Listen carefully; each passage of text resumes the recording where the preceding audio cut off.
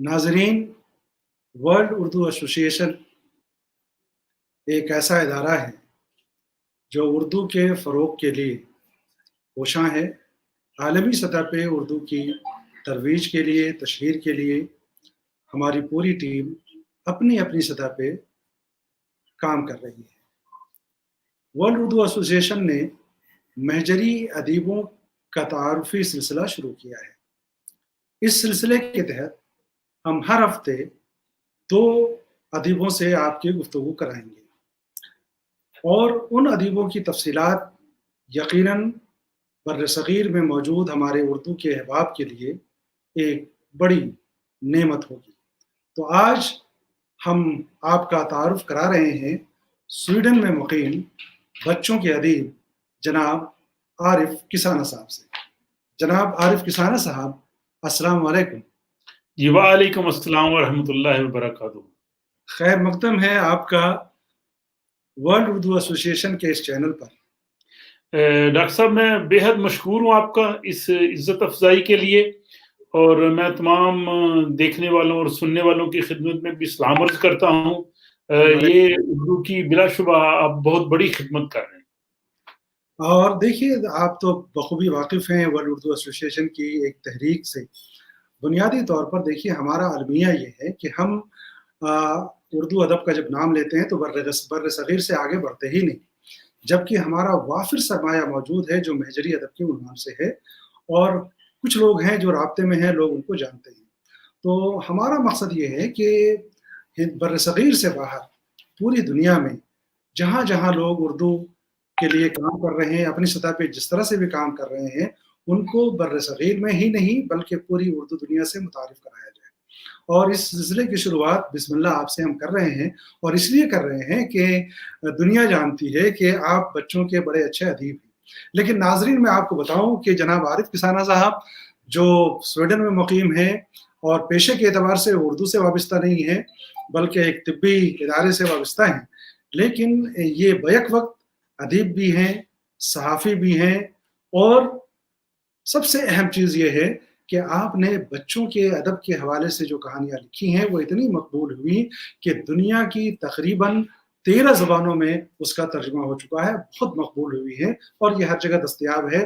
جتنے بھی social net working sites ہیں وہاں سے ہمارے دیکھنے والے آپ چاہیں تو اس کو امیزون سے بھی حاصل کر سکتے ہیں، اور اگر چاہیں تو ورلڈ اردو ایسوسی ایشن بھی آپ کو مہیا کرا سکتی ہے۔ تو جناب، یہ تھا جناب عارف کسانہ صاحب کا مختصر تعارف۔ لیکن فارسی کا ایک محاورہ ہے کہ آفتاب آمد دلیل آفتاب، سورج نکل گیا تو سورج کی تعریف کرنے کی ضرورت نہیں، سورج خود بتائے گا۔ تو ہمارے سامنے موجود ہیں جناب عارف کسانہ صاحب۔ میں آپ سے پہلا سوال یہ کرنا چاہتا ہوں کہ آپ یورپ میں کب سے مقیم ہیں؟ کتنا عرصہ ہوا کہ آپ سویڈن میں ہیں؟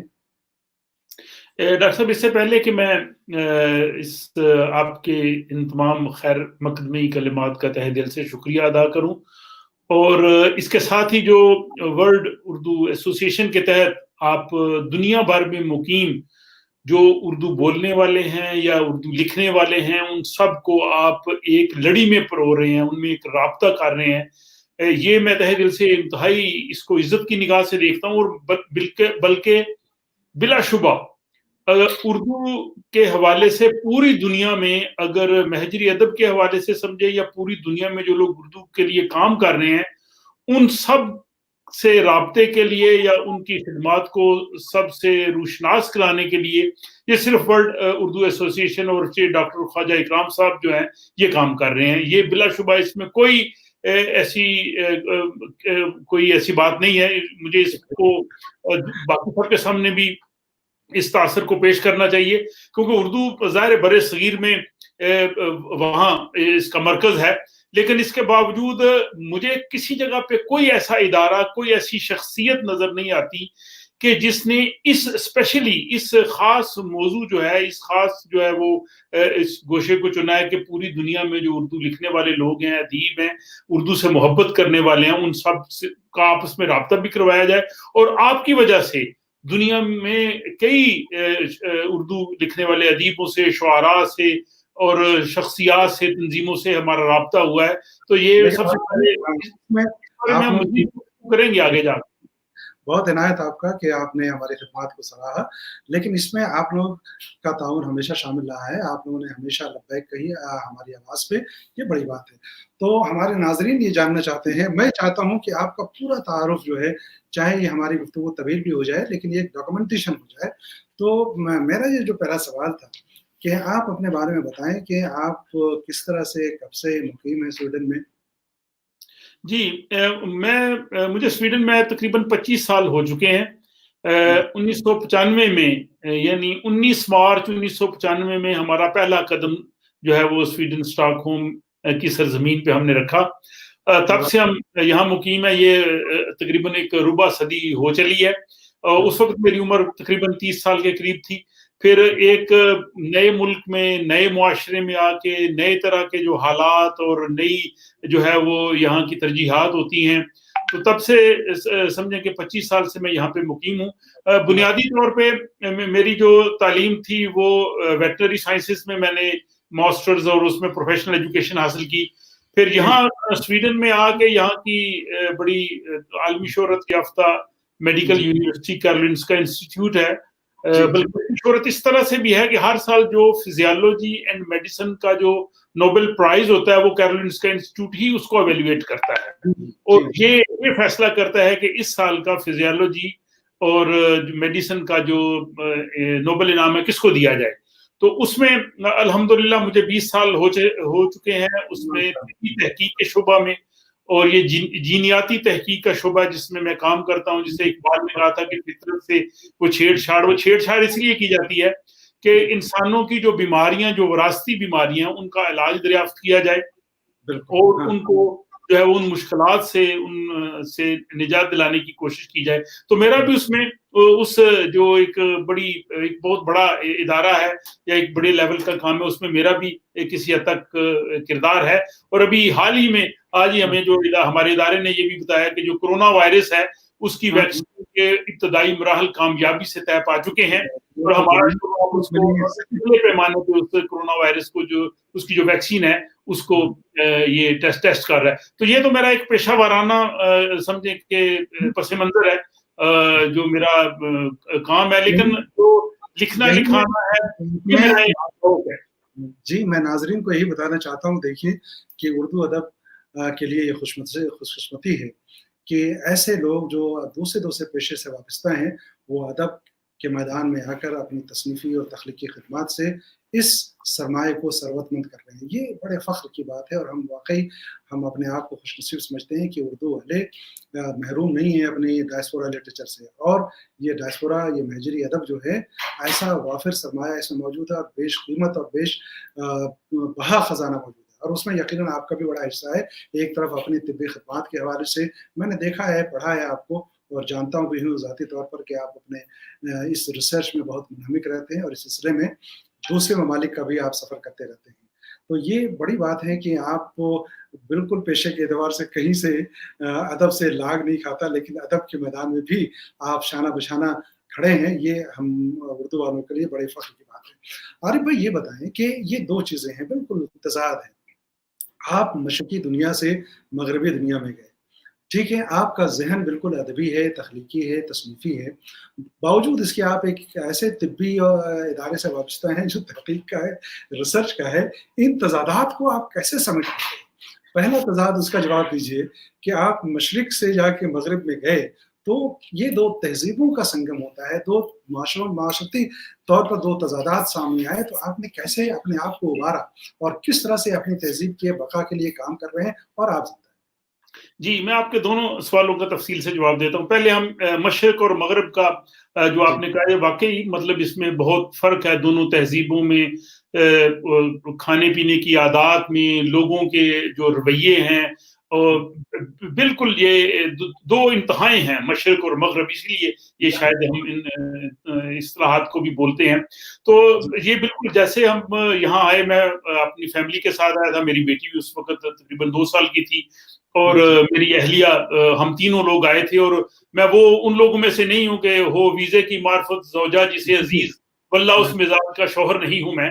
तो हम जी, वहीं से आए, और उसके बाद हम माशाअल्लाह, दोनों ने यहाँ पे अपने रहने की जिद्दोजहद की।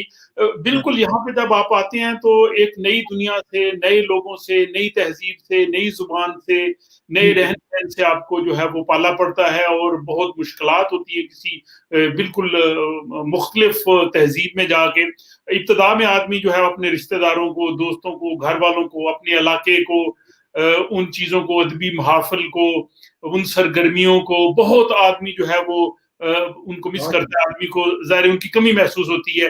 मसलन अगर ईद है तो ईद पे भी आप घर पे ही बैठे हैं, और जहाँ यहाँ पे ज़ाहिर जब उस वक़्त हमारे कोई इतने यहाँ पे अज़ीज़ या ऐसे करीबी लोग नहीं थे, ईद का त्यौहार है या बाकी जो दूसरे मौके खुशी के आते हैं या गमी का मौका आता है, तो उनमें आदमी यहाँ पे तन्हाई महसूस करता है। लेकिन रफ्ता-रफ्ता जब आप उस मुआशरे का एक हिस्सा बन जाते हैं, आप भी मतलब एक अच्छे शहरी की हैसियत से उस मुआशरे में रहना शुरू करते हैं, फिर आपके रवाबत हो जाते हैं, मुकामी लोगों से भी होते हैं, वहाँ के जो लोग हैं उनसे भी होते हैं, फिर अपने काम पे जो लोग होते हैं उनसे भी ताल्लुकात बनते जाते हैं। तो फिर आहिस्ता-आहिस्ता वो जो मुआशरा है, वो जो मुल्क है, वो आपके लिए अजनबी नहीं रहता। और इसीलिए जो मेरी आने वाली किताब है उसका मैंने उन्वान रखा है वतन सानी, क्योंकि ये अक्सर हमारी एक इस्तिलाह इस्तेमाल होती है कि दियारे गैर में आप लोग रह रहे हैं। मैं कहता हूँ ये दियारे गैर नहीं है, ये मेरा वतन सानी है, वो मेरा वतन अवलीन था।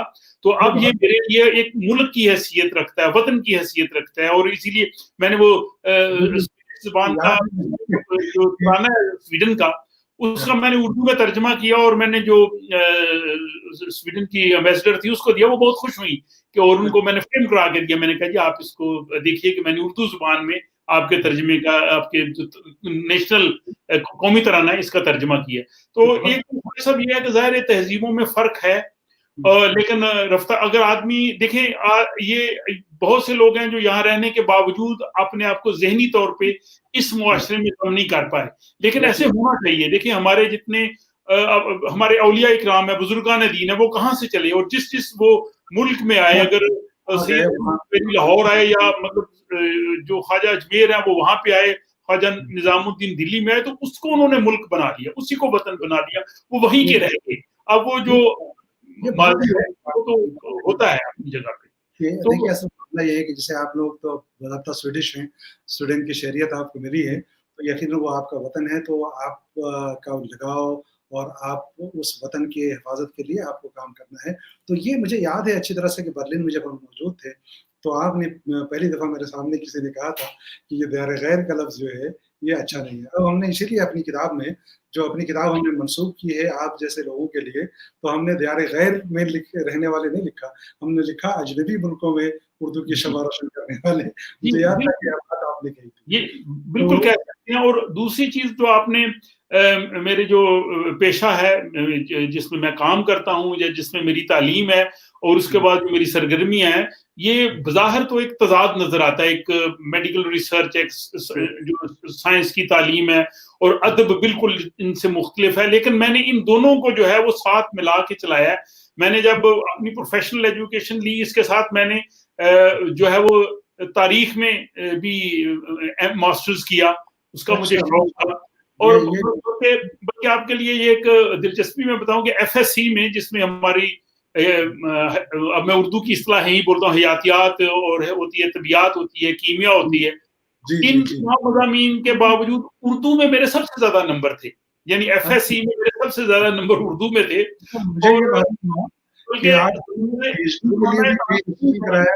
जी पीएचडी उर्दू के लिए भी शायद किसी फासलाती कोर्स में आप जी वो कोशिश हो रही थी। वो डॉक्टर आसिफ साहब के साथ जो आपके दोस्त हैं, वो मॉरिशस में देखें, इंशाल्लाह शायद उसमें भी दोबारा पेशरफ्त करें। अच्छा, दूसरी मैं आपको बड़ी दिलचस्प बात, ज़माने तालिब इल्मी में ज़ाहिर हम मुख्तलिफ सब्जेक्ट्स पढ़ते हैं स्कूल में, तो बाज़ का बोरियत होती है, आदमी का किसी चीज को पढ़ने को जी नहीं चाहता, कि मतलब ज़ाहिर आदमी बाज़ का जो किताबें या निसाब की किताबें उनको एक तरफ रखता है। तो मैं जब थोड़ा बोरियत होता था निसाब की किताबों से, तो मैं उर्दू ग्रामर पढ़ता था। वो मुझे पता है, वो ऐसे मजा देती जैसे नॉवल है। तो उसमें मुझे वो उस वक्त से जो उर्दू ग्रामर की जो चीजें थी वो मेरे ज़हन में जाग गई। देखिए लिसानियात में, कवायद में इन चीज़ों में दिलचस्पी होना यकीनन बड़ी बात है, और आम तौर पर ये बड़ा खुश मज़मून तस्वुर किया जाता है, और है भी। लेकिन आप अपनी दिलचस्पी का इज़हार जो कर रहे हैं वो वैसे حیرت بھی ہے کہ کس طرح سے آپ کی دلچسپی ہوئی، لیکن آپ کی دلچسپیاں دیکھتے ہوئے، آپ کی خدمات دیکھتے ہوئے کئی عجوبے سامنے آتے ہیں۔ دیکھیے آپ تو مصروف رہتے ہیں اپنے تحقیقی کاموں میں، لیکن ہم نے دیکھا ہے کہ کوئی ایسا ہفتہ نہیں گزرتا کہ جب آپ کا کالم کہیں نہ کہیں ضرور آتا ہے، اور آپ مستقل کالم لکھتے رہتے ہیں۔ ناظرین کی اطلاع کے لیے بتاؤں کہ عارف رسانہ صاحب ایک بہترین صحافی ہیں، اور دنیا بھر کے جتنے معروف اخبارات ہیں، آپ کے کالم ہر ہفتے شائع ہوتے رہتے ہیں۔ آپ کے کالم کا ایک مجموعہ افکار تازہ کے عنوان سے بہت پہلے منظر عام پہ آ چکا ہے، اور عنقریب ہم اسے ورلڈ اردو ایسوسی ایشن کے بک سیشن میں بھی ضرور اس کو ہم ڈالیں گے۔ عارف بھائی، کیا وہ کتاب آپ کے میز پہ ابھی موجود ہے؟ اگر آپ کے میز پہ ہو تو جی آپ اسے دکھا سکتے ہیں ناظرین کے لیے؟ جی، تو یہ جی میری وہ جو سلیکٹڈ میرے کالم تھے ہاں، ان کا مجموعہ ہے افکار تازہ کے نام سے، جی اور اس میں یہ میری پہلی کتاب تھی، جی اور مجھے اندازہ نہیں تھا اصل میں، جیسے آپ نے بتایا میرے کالم جو ہیں وہ اس میں بہت شکریہ۔ ہاں، باقاعدگی سے آتے ہیں جی پاکستان کے اخبارات میں، بلکہ ہندوستان کے اخبارات میں بہت سی جگہوں سے، لندن سے اور باقی دنیا سے، جہاں سے آج کل اردو میں لکھا جا رہا ہے۔ تو یہ میری کوشش۔ آپ کو ایک دلچسپ بات بتاؤں، آپ نے جس کتاب کی ابھی رنمائی کی، آپ کو خود حیرت ہوگی کہ یہ کتاب نہ تو مجھے ہندوستان میں ملی، نہ پاکستان میں ملی، نہ یورپ میں ملی۔ یہ کتاب جا کے آپ کے ایک دوست نے مجھے جاپان میں پیش کی کہ یہ یا بس دیکھ لیجیے، بس یہ ناکاگاوا صاحب نے جاپان میں دیا کہ بھئی یہ جی، عارف صاحب نے آپ کے لیے بھجوایا۔ ہم نے کہا کہ یہ ناصر ناکاگاوا صاحب آپ کے اور میرے بڑے ہمارے مشترکہ بہت اچھے دوست ہیں، بہت نفیس انسان ہیں۔ انہوں نے اس کی تقریب رونمائی وہاں پہ کروائی تھی، پہلے چائنا میں ہوئی تھی، پھر جاپان میں ہم گئے تھے تو انہوں نے پذیرائی کی۔ تو خواجہ صاحب اصل میں ہر آدمی کے لکھنے کا ایک دائرہ کار ہوتا ہے، اور آدمی کیوں لکھتا ہے۔ جی میں دیکھیں جیسے ادب میں بھی نظریات ہیں، میں بنیادی طور پہ ادب برائے مقصد کا قائل ہوں کہ اگر کچھ آپ لکھنا چاہتے ہیں تو اس سے لوگوں کو، انسانیت کو فائدہ پہنچے، اور لکھنے کا کچھ مقصد ہونا چاہیے، کیونکہ کائنات میں خدا نے کوئی چیز بھی بغیر مقصد کے کائنات میں پیدا ہی نہیں کی، تو ادب کیسے بغیر مقصد کے ہو سکتا ہے۔ تو اس لیے یہ بھی میں سمجھتا ہوں کہ خدا کی طرف سے کچھ مطلب عنایت ہوتی ہے، عطا ہوتی ہے۔ تو جب میرے ذہن میں کوئی موضوع آتا ہے، پھر اس میں بہت میں اسٹڈی کرتا ہوں، کیونکہ آج کے دور میں معلومات اتنی زیادہ ہیں کہ کوئی ایک بچہ جو اسکول کا ہے، اس کے بھی ہم علم کا جو ہے وہ اندازہ نہیں کر سکتے۔ تو جب ایک اخبار میں یا آج کل جیسے سوشل میڈیا پہ کالم یا کوئی چیز آتی ہے، تو لوگ اس کو کیوں پڑھیں، یا اگر اس کو پڑھیں تو پڑھنے کے بعد وہ محسوس کریں جی کہ اس کالم سے، اس تحریر سے ہمیں کچھ نئی چیزیں ملی ہیں، ہماری معلومات میں اضافہ ہوا، ہمارے ذہن کے دریچے کھلے۔ تو ایک تو میں ہفتے میں ایک، بلکہ آج کل تو چونکہ جاب پہ زیادہ مصروفیت ہے، شاید 2 کالم ہی لکھ سکتا ہوں مہینے میں، لیکن اس میں پورا مطالعہ کرتا ہوں، اس کی چیزوں کو دیکھتا ہوں، پھر میں اس کی جو اردو زبان ہے، میں اس کا کوشش پوری کرتا ہوں کہ اس کا پورا خیال، گرامر کا، املا کا، تراکیب کا، اور جہاں پہ کچھ مجھے ضرورت پڑے میں اس کو دوبارہ دیکھتا ہوں کہ اس میں میں کم۔ دیکھتا ہوں کہ آپ کی تحریر بہت پختہ ہوتی ہے، اور بالکل کسی طرح کی ایسی گنجائش نہیں ہے کہ اس پہ کچھ بات کی جائے۔ بھی صاحب ہو سکتا ہے، ظاہر ہے ہم انسان ہیں، اور ظاہر ہے کہ آپ کو پتا ہے کہ میرا آج بھی پورا دن میرا تو وہیں پہ طبی تحقیق میں، لیبز میں، اور وہاں پہ گزرتا ہے، اور جب وقت ملتا ہے تو تھوڑا میں لکھنے کی کوشش کرتا ہوں۔ ظاہر ہے وہ جو لوگ بالکل ادب سے وابستہ ہیں، اور جن کا اوڑھنا بچھونا ادب ہے، یا جن کا کہہ لیں کہ دوسرے لفظوں میں پروفیشن ادب ہے، ان سے تو ہمارا موازنہ مشکل ہے، لیکن پھر بھی کوشش ہوتی ہے۔ ناظرین کے لیے میں ایک بات عرض کروں، چونکہ آپ کی گفتگو سے یہ بات سامنے آ رہی ہے۔ میں نے یہ دیکھا، دیکھیے آپ کی تحریر میں بالکل براہ راست بیانیہ ہوتا ہے، ایسا نہیں کہ وہ لفظوں کی بازیگری بہت کم دیکھنے کو ملتی ہے۔ براہ راست آپ اپنے مقصد پہ آتے ہیں، براہ راست ان کا اظہار کرتے ہیں۔ اور میں نے جتنے اب تک میجری لوگوں کو دیکھا ہے، ان کی تحریروں کو دیکھا ہے، اس سے ایک بات کھل کر کے آتی ہے۔ میں اپنے مطالعے کی بات، اپنے مطالعے کے حوالے سے یہ بات کہہ رہا ہوں کہ میجری ادیبوں کو زیادہ تر میں نے یہ دیکھا ہے کہ وہ لفظی بازیگری کے بجائے براہ راست مطلب پہ آتے ہیں اور گفتگو کرتے ہیں۔ آپ کی جو تحریریں ہیں، آپ کی جو کالم ہیں، میں نے دیکھا کہ زیادہ تر اگر ان کالم کو ایک جگہ کیا جائے، جو آپ کی کتاب میں بھی ہے لیکن وہ ظاہر ہے کہ منتخب ہیں، لیکن اس کے علاوہ بھی جتنے بھی ہیں ان کو اگر ہم دیکھتے ہیں تو زیادہ تر حصہ آپ کے تحریروں کا وہ یقیناً سیاسی کالمز ہوتے ہیں۔ اچھی بات ہے، ہر چیزوں پہ نظر ہونی چاہیے۔ ایک شکایت آپ سے، آپ نے ادب پہ بھی بہت لکھا، علامہ اقبال پہ لکھا اور دوسرے گوشے پہ لکھا، لیکن ہم جیسے لوگ یہ جاننا چاہتے ہیں کہ جو آپ لوگ وہاں موجود ہیں، بہت سارے لوگوں سے ہمارے رابطے نہیں ہیں، آپ لوگ بھی مہجری ادب پہ بھی کبھی کبھی ایک آدھ کالم لکھ دیا کریں کہ کس طرح کے لوگ بیارے اجنبی ممالک میں کس طرح کے لوگ موجود ہیں آپ جیسے، جن سے ہم رابطے میں نہیں ہیں. تو یہ شکایتیں میں کئی لوگوں سے کر چکا ہوں اور آپ سے کیا ہے. کیا جی کوئی میں ایسا کالم ہے یا لکھنا چاہ رہے ہیں یا لکھا؟ سب سے پہلے تو میں ڈاکٹر صاحب دوبارہ شکریہ ادا کرتا ہوں کہ آپ نے یہ تحریک پیدا کی ہے. ایک تو آپ کی یہ ورلڈ ایسوسی ایشن سے جو دنیا بھر میں میرے جیسے لوگ بیٹھے ہیں وہ آپس میں رابطے میں ہوئے ہیں اور آپ ان کا مرکز ہیں، آپ جو ہے سینٹر آف گریوٹی ہیں. ہم آپ کے ارد گرد جو ہے وہ چکر لگا رہے ہیں یا آپ سے ہم وہ رہنمائی لے رہے ہیں. تو ایک تو مطلب یہ بہت بڑا کام ہے، مطلب یہ الفاظ نہیں ہے، میں نے اس کو تلاش کیا ہے کہ دنیا بھر میں جو اردو کے لیے کام کر رہے ہیں یا مہجری ادب کے لیے کون سا ادارہ، کون سی یونیورسٹی، کون سی تنظیم، کون سی شخصیت کام کر رہی ہے، کوئی دوسرا خواجہ اکرام یا کوئی دوسری ایسی تنظیموں میں نظر نہیں آتی. اور یہ آپ کا جو سوال ہے یہ بھی اسی کا حصہ ہے کہ آپ مطلب وہ لوگوں میں ایک وہ فکر ڈال دیتے ہیں، ایک کوشش ڈال دیتے ہیں کریں. خواجہ صاحب میرے اگر آپ افکار تازہ میں بھی جو سلیکٹڈ منتخب کالمز ہیں اگر آپ اس میں دیکھیں تو میں نے کوشش کی ہے کہ ہر موضوع پہ لکھا جائے. اور بلکہ میرے جن لوگوں نے اس پہ تبصرہ کیا ہے انہوں نے کہا ہے جی کہ اس کتاب میں گھر کے ہر فرد کے لیے کالم جو ہے وہ تحریر موجود ہے. اس میں نے خواتین کے مسائل پہ لکھا ہے، میں نے معذوروں کے مسائل پہ لکھا ہے، سماجی امور پہ لکھا ہے، مذہبی کالم ہے، سائنسی تحقیقات اور جدید جو سائنسی چیزیں ہو رہی ہیں ان کو میں نے آسان اردو میں لکھا ہے. اس میں ادب پہ بھی موجود ہے اور اس میں باقی جو مغربی معاشرہ ہے اس کے بارے میں بھی. تو کوشش کی ہے کہ ہر ایک موضوع پہ، فکر اقبال پہ بھی، قرآن پہ بھی، رسالت مآب صلی اللہ علیہ وسلم کی جو ہے وہ ذات گرامی پہ بھی، تو یہ سارے میں نے اس میں الحمدللہ جمع کیے ہیں اور یہ اس پہ لوگ مترف ہیں. آپ کا یہ مہجری ادب کے حوالے سے ہے، یہ اس میں میں نے اپنے طور پہ کوشش کی ہے اور میں نے بہت سے لوگوں پہ لکھا ہے، شاید وہ آپ تک نہیں پہنچ سکی وہ چیزیں. ان میں چند ایک میں مثالیں آپ کو دوں گا.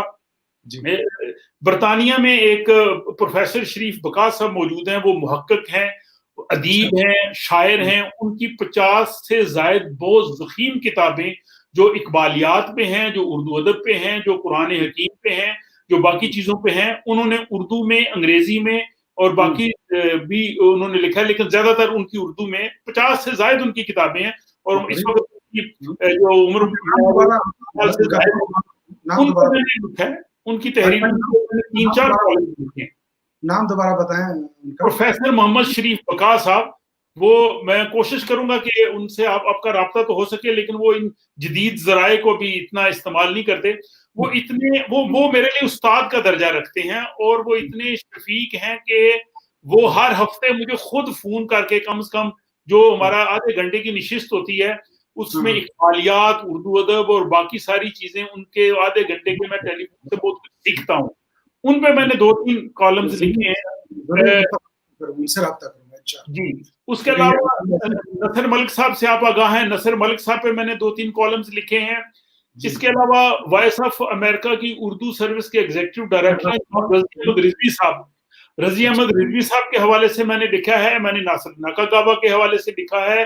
جناب سرور غزالی صاحب کے بارے میں نے لکھا ہے. محمد ادریس صاحب ہیں جو ناروے میں شاعر ہیں، وہ ان کی شاعری کی کتاب ذرا سی دھوپ، اس کے حوالے سے میں نے لکھا ہے.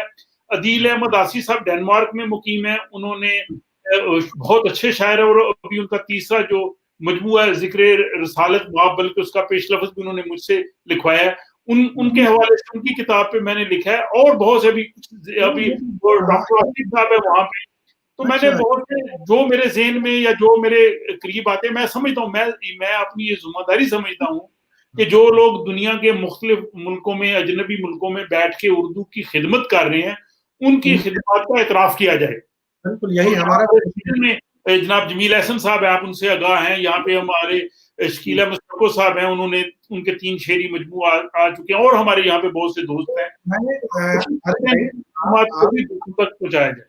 آپ کے ساتھ ساتھ آپ کے حوالے سے ہمارے جتنے ناظرین ہیں اور خاص طور پر مہجری ادیب ہیں ان سے یہ درخواست کرتا چلوں، خاص طور پر آپ سے بھی اور تمام ہمارے مہجری ادیبوں سے میری یہ درخواست ہے کہ آپ اس طرح کی تحریریں جب لکھیں جہاں بھی شائع ہو کوئی بات نہیں، ان تحریروں کو برائے کرم میرے ورلڈ اردو ایسوسیشن @gmail.com، بہت آسان، worldurduassociation@gmail.com، اس پر بھی اگر بھیج دیں تو ہمارے ویب سائٹ کو بہت سارے لوگ وزٹ کرتے ہیں، آپ کی تحریروں سے دوسرے لوگ بھی استفادہ کریں گے. جیسے آپ کی تحریریں جیسے جیسے ہندوستان میں آتی گئیں تو آپ نے دیکھا کہ آپ کے حوالے سے کئی تحقیقی مقالوں میں بچوں کے ادیب کے حوالے سے اور ایک صحافی کے حوالے سے لوگوں نے حوالے کے طور پر ان کتابوں کا استعمال کیا اور آپ کی شخصیت کو سامنے رکھ کر کے آپ کے مضامین بھی لکھے گئے ہیں اور مقالے بھی لکھے جا رہے ہیں، مقالوں میں آپ لوگوں کا نام آ رہا ہے. یہ میرے لیے اچھی بات ہے کہ دور بیٹھے لوگ جو کام کر رہے ہیں ان کی خدمات کا اعتراف کیا جانا چاہیے، جو اب تک نہیں ہو سکا بہت واضح طور پر ایک مشن کے طور پر کیا ہے لوگوں نے. میں اس انفرادی طور پر جن لوگوں نے کیا ہے ان کی خدمات سے ان کے کام کو میں مسترد نہیں کر رہا ہوں، لیکن ایک مشن، ایک تحریک کے طور پر ورلڈ اردو ایسوسیشن جو یہ کام کرنے جا رہا ہے اس میں ہم آپ لوگوں کی شمولیت چاہیں گے اور ہم چاہیں گے کہ آپ لوگوں کا تعاون رہے تو یہ بہت آگے بڑھے گا. تو میں ناظرین آپ دیکھ رہے ہیں کہ ہمارے سامنے جناب ڈاکٹر عارف کسانہ صاحب موجود ہیں جو ہمہ جہت شخصیت کے مالک ہیں، صحافی بھی ہیں، بچوں کے ادیب بھی ہیں اور ایک طبی محقق بھی ہیں. آپ کی شہرت کی کئی وجوہات ہیں، لیکن اس سے پہلے کہ جو سب سے اہم جو جن کی وجہ سے آپ زیادہ جانے جا رہے ہیں وہ بچوں کے ادیب کی حیثیت سے جانے جا رہے ہیں، اس سوال پر میں آخر میں آؤں گا. اس سے پہلے ایک بات اور آپ سے پوچھنا چاہتا ہوں کہ آپ وہاں سویڈن میں کچھ ادبی اور ثقافتی سرگرمیاں بھی کرتے ہیں، سویڈن لٹریری سرکل آپ کی ہے. جی، یہاں پہ سویڈن میں جو ہماری ادبی اور اردو کے حوالے سے جو ہماری مختلف قسم کی سرگرمیاں ہیں وہ کافی مربوط اور کافی دیر سے جاری ہیں. سب سے پہلے تو یہاں پہ جمیل احسن صاحب، آپ انہیں جانتے ہیں، صاحب دیوان شاعر ہیں، 4 ان کے مجموعے شائع ہو چکے ہیں. انہوں نے ایشین اردو سوسائٹی کی بنیاد تقریباً 25 سال پہلے رکھی تھی اور یہاں پہ مشاعرے اور ادبی پروگرام اور بڑے بڑے ادیب اور شعراء یہاں جو ہے وہ سویڈن تشریف لا چکے ہیں. اس کے بعد دور حاضر میں جب آہستہ آہستہ نئے رجحانات آتے ہیں، نئے لوگ آتے ہیں، نئی ترجیحات ہوتی ہیں تو ان کو ساتھ رکھنا بھی بہت ضروری ہے. تو ہم نے نومبر 2007 میں اسٹاک ہوم اسٹڈی سرکل کی بنیاد رکھی، یہ علامہ اقبال کے یوم ولادت کے موقع پہ. اور اس اسٹڈی سرکل میں بنیادی طور پہ تو ہم قرآن حکیم کو مضامین کے اعتبار سے پڑھتے ہیں، لیکن وہ دوسرے اعتبار سے جو دیکھا جائے تو وہ بھی اردو کی ترویج کے لیے کام ہو رہا ہے. اس کی وجہ کہ اس کو ہم اردو میں کرتے ہیں اور اردو زبان سے ہی ہم وہ ساری چیزیں لیتے ہیں. دوسرا اس میں ہم فکر اقبال کو لیتے ہیں اور سال میں 2 مرتبہ ہم صرف جو ہے وہ علامہ اقبال جو ہے ان کے حوالے سے ہم نشست رکھتے ہیں. اور اس کے ساتھ ساتھ ہم یہ بھی کرتے ہیں کہ جتنی بھی نئی کتابیں اردو میں آ رہی ہیں ہم اس جو ہے وہ پلیٹ فارم سے ان کتابوں کو لوگوں تک جو ہے وہ متعارف کرواتے ہیں اور ہم ان کتابوں کی اعتبار سے رونمائی بھی کرتے ہیں. اور اس کے ساتھ ہی جو دیگر ہماری جو ادبی سرگرمیاں ہیں وہ بھی ہم اسٹاک ہوم اسٹڈی سرکل کے پلیٹ فارم سے کرتے ہیں. ہم نے اس کا جو ہے وہ دائرہ کار وسیع کیا ہے اور اس میں جو ہے سماجی، ادبی اور اردو ادب اور فکر اقبال اور باقی ہمارے جو لوگ ہیں ان کو بھی ہم نے شامل کیا ہے. تو یہ تقریباً 11 سال سے جاری ہے اور الحمدللہ آج اب تک اس کے 142 نشستیں ہو چکی ہیں جو باقاعدہ ہر نشست کا ریکارڈ موجود ہے، ڈاکومنٹڈ ہے. اور اچھا، تو یہ تو بہت اہم بات ہے. ہمارے ایک طالب علم کام کر رہے ہیں کہ اجنبی ملکوں میں جو اس طرح کے ادارے ہیں، تنظیمیں ہیں جو اردو کی ترویج کے لیے کام کر رہی ہیں، میرا خیال ہے اسٹاک ہوم اسٹڈی سرکل کا ذکر تو انہوں نے کیا ہے، لیکن چونکہ آپ کے پاس ڈاکومنٹیشن موجود ہے تو ممکن ہے کہ وہ آپ سے رابطہ کریں تاکہ وہ اپنے مقالے میں اس کو بہت اچھے طریقے سے شامل کر سکیں. تو یہ جان کر ناظرین، اس کے ساتھ ہی یہاں پہ ہمارے باقی جو دوست بھی سویڈن میں مقیم ہیں میں بھی ان کے ساتھ مطلب شامل ہوں. جیسے یہاں سے اردو کا ایک آن لائن پورٹل جو ہے وہ اردو قاصد کے نام سے بہت جو ہے وہ معیاری ہے، وہ ہمارے دوست ہیں شہزاد انصاری صاحب جنہوں نے بچوں کے لیے میری کتاب کا ہندی میں ترجمہ کیا تھا، وہ اس کے جو ہے وہ مدیر ہیں. اور اس کے علاوہ یہاں پہ کئی دوست ہیں جو مطلب اچھا شعر لکھتے ہیں، کالم لکھنے والے لوگ بھی ہیں. تو کچھ نہ کچھ حوالے سے ہماری ادبی سرگرمیاں بھی جو ہے وہ اردو کے حوالے سے جاری رہتی ہیں. بہت اچھا. ہم ان تمام احباب سے انشاءاللہ ورلڈ اردو ایسوسیشن کے پلیٹ فارم پہ رابطہ کریں گے اور ان کی خدمات کو جو ہے عوام تک پہنچانے کی کوشش کریں گے، اردو دنیا تک پہنچانے کی کوشش کریں گے. بلکہ اسی حوالے سے اگر میں چاہوں تو سویڈن میں جو اردو کے حوالے سے میں یہ بھی بتاتا چلوں ہمارے ناظرین کو کہ ایک تو سویڈن میں یہ حکومت کی طرف سے یہ فیصلہ کیا گیا کہ ہر بچے کا حق ہے وہ اپنی مادری زبان سیکھے. اور جب ہم اپنے بچوں کو اسکول لے کے جاتے ہیں، بلکہ ہم جو 1 سال کے بعد یہاں بچے جو ہے وہ نرسری میں جاتے ہیں، تو اساتذہ کی طرف سے، اسکول والوں کی طرف سے یہ سختی سے ہدایت ہوتی ہے کہ گھر میں آپ نے بچوں کے ساتھ مادری زبان میں ہی بات کرنی ہے. جو سویڈش لینگویج ہے یہ تو یہاں سیکھے گئی. تو کیونکہ یہاں پہ جو تحقیق ہوئی ہے 2 مختلف زبانوں پہ جو کام کرنے والے لوگ ہوتے ہیں یہاں پہ، وہ میں نے ایک بک بھی پڑھی تھی، اس میں انہوں نے کہا کہ جن بچوں کی مادری زبان زیادہ اچھی ہوتی ہے وہ دوسری زبان کو زیادہ بہتر جان سکتے ہیں. اور اس لیے سویڈن میں اسکولوں میں سرکاری طور پہ اساتذہ موجود ہیں جو بچوں کو اردو پڑھنا لکھنا سکھاتے ہیں. اب میرا بیٹا ماشاءاللہ ابھی وہ 19 سال کا ہو گیا ہے، وہ اس نے اسکول میں زبان سیکھی ہے، وہ اردو نہ صرف بول لیتا ہے بلکہ لکھ بھی لیتا ہے، پڑھ بھی لیتا ہے. تو اردو زبان جو ہے اس حوالے سے یہاں پہ سویڈن میں حکومت کی طرف سے بھی جو ہے وہ یہ کوشش ہے، اور تقریباً ہر علاقے کی جو میونسپل لائبریری ہے اس میں اردو کی کتابیں بھی موجود ہیں. دوسرا یہاں پہ ہمارے سویڈن میں سب سے پرانی یونیورسٹی اپسالا یونیورسٹی ہے، اس میں جو شرعی علوم کا شعبہ ہے اس میں پروفیسر جرمن نژاد پروفیسر ہیں ہنس ورنر ویسلر، وہ بھارت بھی کئی دفعہ گئے ہیں. ان سے بھی آپ کا میں آپ کو متعارف کراؤں گا، آپ ان کا بھی انٹرویو کر سکتے ہیں. وہ انہوں نے بتایا کہ ان کے وہاں کے شعبے میں جو یہاں کے مقامی سویڈش اور مختلف نیشنلٹی کے جو طلبہ ہیں وہ اردو سیکھنے کے لیے آ رہے ہیں. تو اردو جو ہے وہ ان کی بھی ایک ضرورت ہے.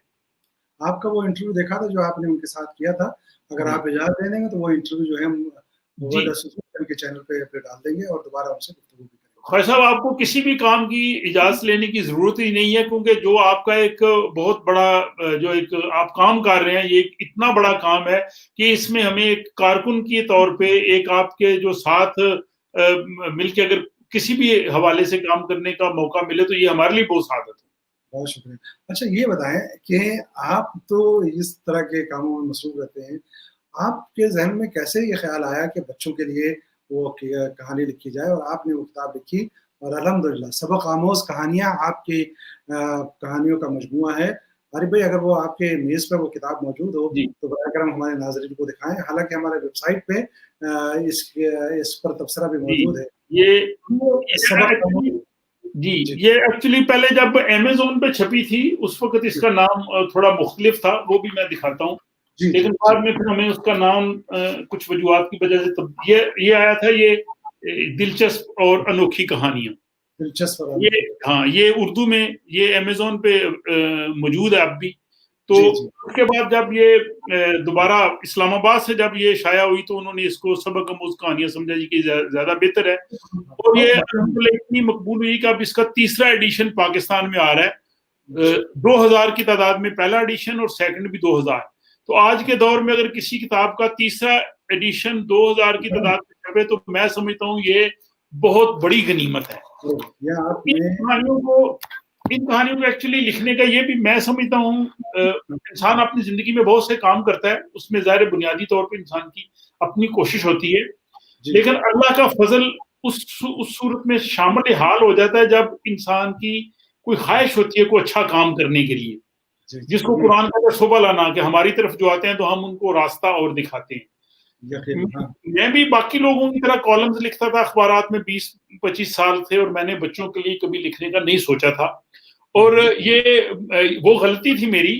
لیکن آج بھی اگر آپ دیکھیں برے صغیر کے بلکہ دنیا میں جو بڑے بڑے ادیب ہیں وہ اردو میں بچوں کے لیے بہت کم لوگ لکھتے ہیں. شاید وہ یہ سمجھتے ہیں کہ اگر ہم بچوں کے لیے لکھیں گے تو ہمارا درجہ تھوڑا کم ہو جائے گا، ہم بچوں کے چھوٹے سطح پہ آ جائیں گے. حالانکہ ان کو یہ معلوم ہونا چاہیے کہ بچوں کے لیے لکھنا بچوں کا کام نہیں ہے. بچوں کے لیے لکھنے کے لیے زیادہ آپ کو بہتر زبان، ایک ایک لفظ، کیونکہ بچوں نے سیکھنا بھی اس سے. بچپن میں تو عارف بھائی کہ میں نے اپنے ایک طالب علم سے ریسرچ کروایا، اس وقت آپ کی کتاب سامنے نہیں آئی تھی، آج سے 5 سال پہلے انہوں نے ادب اطفال پہ کام کیا.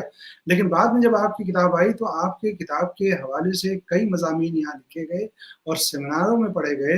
بچوں کے جو ادب اطفال پہ سیمینار ہوئے، اس پہ کئی مقالے آپ کے اوپر خاص طور پر سبق آموز کہانیوں کے حوالے سے لکھے گئے. مجھے حیرت ہوتی ہے، اسی لیے سوال سب سے آخر میں رکھا کہ آپ نے بہت بعد میں آ کر بچوں کے بارے میں سوچا اور لکھا، اور الحمدللہ جس محنت سے آپ نے لکھا اس کو اللہ نے کامیاب بھی کیا، اور یہ اس قدر مقبول ہوئی ہے.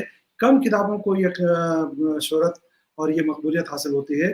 آپ کے ساتھ اللہ کا کرم ہے کہ اس کتاب کے ذریعے بھی اللہ نے آپ کو نوازا اور لیکن آپ نے جس خاکساری سے اور جس محنت سے یہ کتاب لکھی ہے، کیا اس کے بعد بھی آپ آگے بڑھ رہے ہیں یا اس کتاب پہ خاتمہ؟ جی میں بالکل وہ بھی بتاتا ہوں، لیکن تھوڑی سی ذرا میں اس کی مزید وضاحت کر دوں ہمارے ناظرین جو ہیں وہ ان کے لیے. آپ تو انہیں جانتے ہیں.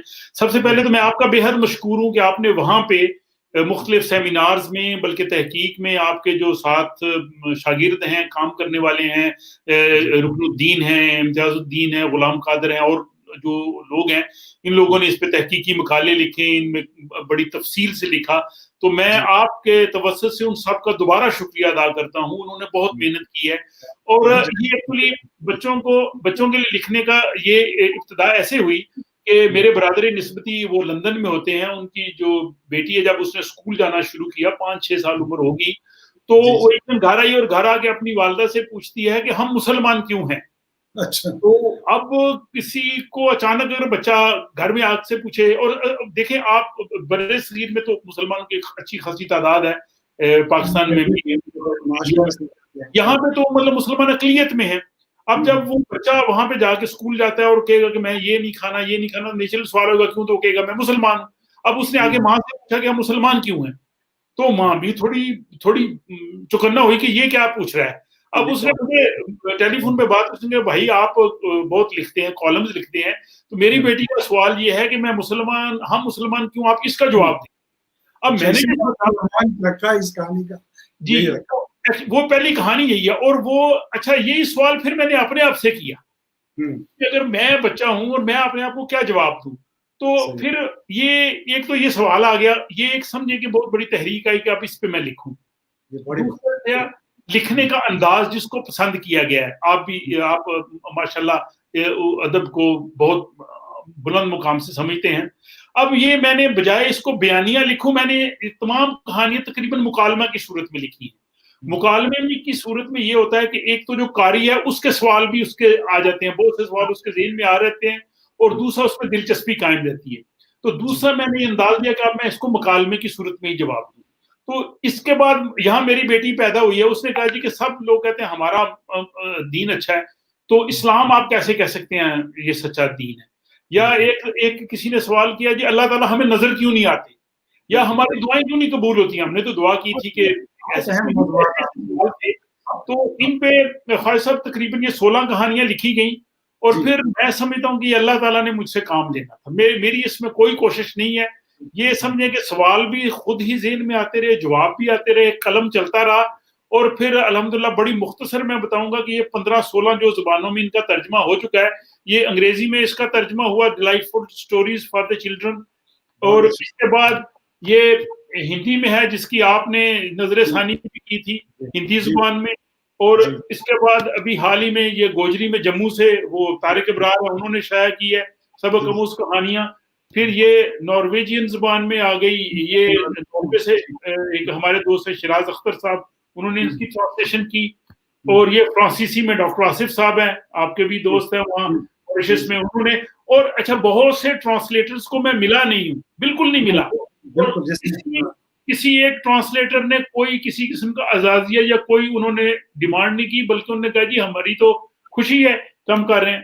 اس کے بعد یہ آپ کی مقبولیت کی سب سے بڑی وجہ یہی ہے، یہ کتاب اللہ نے قبول کی. یہ فارسی میں جو تہران یونیورسٹی میں پروفیسر صاحب ہیں، یہ ان کے شاگرد ہیں، انہوں نے اس کا ترجمہ کیا ہے فارسی میں. اور اس کے بعد یہ عربی زبان میں یہ بھی بڑی دلچسپ سٹوری ہے. یہاں سویڈن میں ایک مشرق وسطیٰ سے لوگ تھے، انہوں نے مجھے فون کیا، انگریزی کا ریویو پڑھ کے انہوں نے کہا جی ہم اس کو کرنا چاہتے ہیں. تو یہ مشرق وسطیٰ کے 2 پروفیسرز ہیں جنہوں نے عربی میں کیا. اور یہ ڈنمارک کی زبان میں ڈینش میں یہ ابھی حال ہی میں ہوا. میرے دوست سید اجاز بخاری صاحب ڈیلش میں کیا اس کا عنوان رکھا گیا؟ عنوان یہ لوکل زبان جیسے یہ سویڈش میں ہے تو یہ سویڈش میں میرے بیٹے نے کیا ہیرلیگا بریتر سلفر بورن اور یہی کہ یعنی وہ مین وہی ہے لیکن اس کا جو اس زبان میں اور اس کے بعد یہ ابھی حال ہی میں یہ جرمن زبان میں یہ سرور غزالی صاحب ہیں ان کے ساتھ وہاں پہ ایک خاتون تھی میں وہاں جب ہم گئے تھے وہاں پہ تو آپ موجود تھے اس محفل میں وہیں خاتون نے کہا جی کہ میں اس کا جرمن میں ٹرانسلیشن کرتی ہوں جرمن میں ہوا ہے ابھی تو آ رہی ہیں پنجابی زبان میں اس کا وہ میں اس کو دوبارہ چیک کر رہا ہوں پنجابی میں اس کا ترجمہ ہو چکا ہے سندھی زبان میں اس کا ترجمہ ہو چکا ہے اس کے علاوہ اسپینش زبان میں اس کا ترجمہ ہو رہا ہے روسی زبان میں اس کا ترجمہ ہو رہا ہے اور جو بصارت سے محروم بچے ہیں ان کے لیے اردو بیریل اسکرپٹ اس میں بھی وہ چھپائی کا کام ہو رہا ہے وہ تقریباً ٹرانسلیشن ہو گئی ہیں میں پچھلے سال عمرہ کی سعادت کے لیے گیا میں یقین کریں وہاں حرم سے باہر آیا ہوں تو وہاں میں نے آ کے ای میل پڑھی اس وقت ایک خاتون تھی وہ اس نے کہا جی میں اس کا ازبک زبان میں ترجمہ کرنا چاہتی ہوں اور اس طرح تو مجھے یاد بھی نہیں ہے کہ جو لوگ اپنے جو رابطہ کرتے ہیں اور اس میں ٹرانسلیشن کر رہے ہیں تو یہ اللہ کا بڑا فضل تھا یہ پہلی کتاب تھی اس کے بعد یہ دوسری کتاب جیسے آپ نے پوچھا یہ میری دوسری کتاب بھی پبلش ہو چکی ہے سبق اس میں تقریباً 20 کہانیاں اور اس کی تھوڑی بڑی ضخامت ہے تھوڑے میں ویسے تو میری یہ پہلی کتاب بھی 8 سے 80 سال کے بچوں کے لیے بلکہ کئی دوست کہتے ہیں یہ بچوں کے لیے نہیں بڑوں کے لیے اساتذہ کے لیے اور یہ جو ہے اس میں تقریباً 20 کہانیاں ہیں جس میں جیسے سر سید احمد خان پہ بھی ایک کہانی میں نے شامل کیا ہے علامہ اقبال پہ بھی کہانی شامل کی ہے ماحولیات پہ جو آج کل کے موضوعات ہیں جیسے مسلمان سائنسی ترقی میں کیوں پیچھے ہیں اور وہ موضوعات جو ہر بچے اور بڑے کے ذہن میں ہیں تو اس کتاب کی جو انگلش ٹرانسلیشن بھی مکمل ہو چکی ہے فرینچ بھی مکمل ہو چکی ہے فارسی بھی مکمل ہو چکی ہے تو وہ انشاءاللہ یہ تمام ٹرانسلیشن جو ہیں وہ اللہ قبول کرے اور میں یہ چاہوں گا کہ بچوں کے ادب کے حوالے سے آپ سے الگ سے ایک دن گفتگو کریں اور ایک کہانی آپ کی زبانی وہ سنی جائے میں لائیو کروں گا انشاءاللہ جی ہاں اس میں میں آپ کی اجازت سے یہ بھی بتا دوں کہ جو پہلی کتاب تھی سبق آموز کہانیاں اس کو بلکہ سبق آموز کہانیاں نمبر 1 کہہ لیں اس کے لیے موبائل ایپ بھی بن چکا ہے جس میں 8 زبانوں میں کہانیاں موجود ہیں جس میں اردو ہے ہندی ہے انگریزی ہے کیونکہ آج کے دور میں لوگ موبائل ایپ دیکھتے ہیں تو یہ دونوں وہ بتائیں آپ ذرا تفصیل سے موبائل ایپ کس نام سے ہے وہ موبائل ایپ ہے اسلامک سٹوریز فار کڈز اور اس میں ساتھ اگر عارف کسانہ آپ لکھیں گے اینڈرائڈ میں یا ایپل میں دونوں میں وہ موجود ہے تو اسلامک سٹوریز فار کسانہ لکھیں گے وہ موبائل ایپ آ جائے گا اس موبائل ایپ میں 8 زبانوں میں جس میں اردو انگریزی فارسی ہندی بنگالی اور 2-3 اور اب مجھے ذہن میں نہیں ہے دیکھیے یہ بہت بڑی بات ہے یہ کہ کسی کتاب کی مقبولیت اس حد تک پہنچے کہ دنیا کی مختلف زبانوں میں بڑی زبانوں میں اور اس کے ساتھ میرا ابھی سلسلہ جاری ہے ابھی بچوں کے لیے 2 اور کتابیں جو ہیں وہ میں لکھ رہا ہوں ایک کتاب تو تقریباً اسی کی جو ہے وہ تسلسل میں سبق آموز کہانیاں 3 ہوگی وہ ظاہر دینی اور اسلامی موضوعات پہ ہی ہیں لیکن جو چوتھی میں کہانی لکھ رہا ہوں وہ مطلب تمام بچوں کے لیے وہ صرف اسلامی کہانیاں نہیں ہیں کیونکہ بعض ہمارے دوست ایسے بھی ہیں یورپ میں باقی دنیا میں وہ کہتے ہیں آپ نے لکھا ہے بہت اچھا ہے لیکن ظاہر ان کی بنیاد تو اسلام ہے تو آپ بچوں کے لیے وہ کہانیاں بھی لکھیں جس کو تمام مذاہب کے بچے وہ بھی پڑھ سکیں تو وہ میں ایک لکھ رہا ہوں اور اس میں یہ کوشش کر رہا ہوں کہ جو دنیا کی عظیم شخصیات ہیں خواہ وہ سائنس میں ہیں خواہ وہ ادب میں ہیں خواہ وہ سماجی شعبہ میں ہیں جنہوں نے دنیا میں بڑے اثرات مرتب کیے ہیں میں بچوں کے لیے ان کی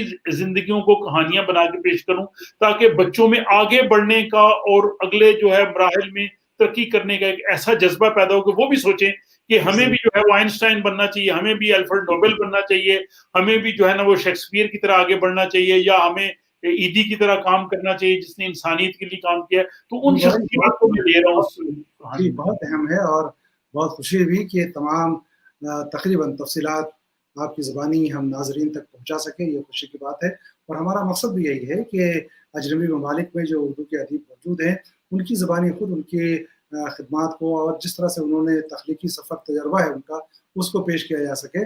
ہم آپ کے یقیناً بہت شکر گزار ہیں. چلتے چلتے آخر میں بہت اختصار میں ایک آخری سوال اور بہت مختصر آپ کا سے جواب چاہوں گا کہ آپ کو معلوم ہے آپ وابستہ ہیں ورلڈ اردو ایسوسی ایشن سے کہ کس طرح سے ہم باہمی ربط اور اشتراک کے ذریعے اس تحریک کو آگے تک پہنچا سکیں. اس پر ہم چاہیں گے کہ آپ غور کریں اور جو ممکنہ تعاون ہو سکتا ہے اس طور پر کہ کیسے اس تحریک کو آگے بڑھائیں. تو ہم آپ سے مدد کے طلبگار بھی ہیں, خواستگار بھی ہیں, تاکہ یہ اردو کا کاز ہے, اردو کو میجری ادب کو خاص طور پر ہم آگے لانا چاہتے ہیں. اس سلسلے میں آپ لوگوں کے تعاون کا ہمیں ہمیشہ ہم چاہیں گے کہ یہ تعاون ملتا رہے. جی ڈاکٹر صاحب بالکل, میں تو یہ کہوں گا کہ آپ کے دل میں جو ہے وہ خون نہیں بلکہ آپ کے دل میں اردو دھڑکتا ہے, کیونکہ اردو سے جتنی بے پناہ محبت آپ میں نے دیکھی ہے اور جو آپ یہ کام کر رہے ہیں تو یہ پہلے مرحلے میں تو آپ نے کر لیا. آپ دنیا کے ہر ملک میں پہنچ رہے ہیں, ہر ملک میں وہاں جو ادیب ہیں ان سے رابطہ کر رہے ہیں, اور ظاہر ہے اس کے بعد ہم سب جب آپس میں باہمی رابطہ میں ہوں گے تو اردو زبان کو فروغ بھی حاصل ہوگا اور ہم ایک دوسرے کے علم سے, ایک دوسرے کے تجربے سے ہم فائدہ بھی اٹھائیں گے.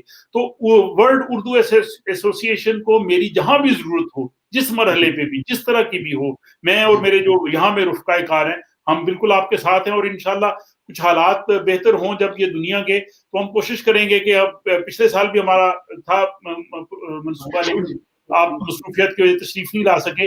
ہم آپ کو یا ڈاکٹر آصف صاحب ہیں ماریشس میں یا باقی لوگ ہیں, ہم ان کو بلانا چاہیں گے یہاں پہ, تاکہ آپ خود یہاں پہ آگے ادیبوں, شعراء, لکھنے والوں سے ملیں اور ہمیں آپ ہماری رہنمائی کریں. اور اردو ورلڈ ایسوسی ایشن کو ہم چاہتے ہیں کہ یہ پوری دنیا میں ایک کہہ لیں کہ امبریلا آرگنائزیشن کے طور پہ کام کرے. جتنی بھی ادبی تنظیمیں وہ ان سے منسلک ہو جائیں.